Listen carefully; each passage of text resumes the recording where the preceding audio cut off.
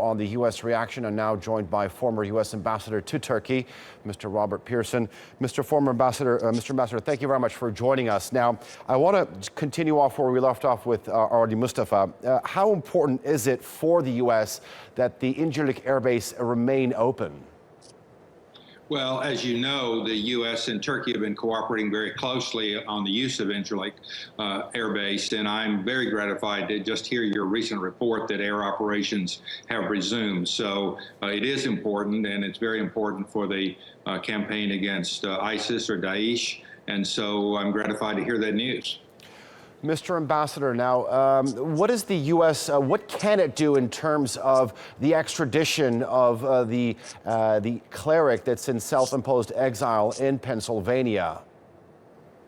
Well, there is, as I'm sure you know, an extradition treaty between the United States and Turkey. I think it goes back to about 1979.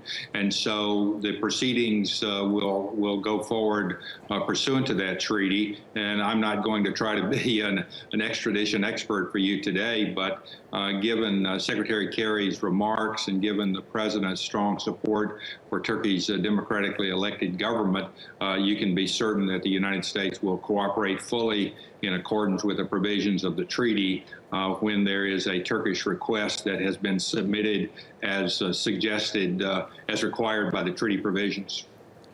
How alarming was it for the U.S. that a coup failed nonetheless, but that you had a coup in NATO's second biggest army? Well, I think it was a tremendous shock. I think from the time I was there and for years before, there was a conclusion that the coups were a thing of the past. And so I think for all Americans, it was a shock that we never would have expected.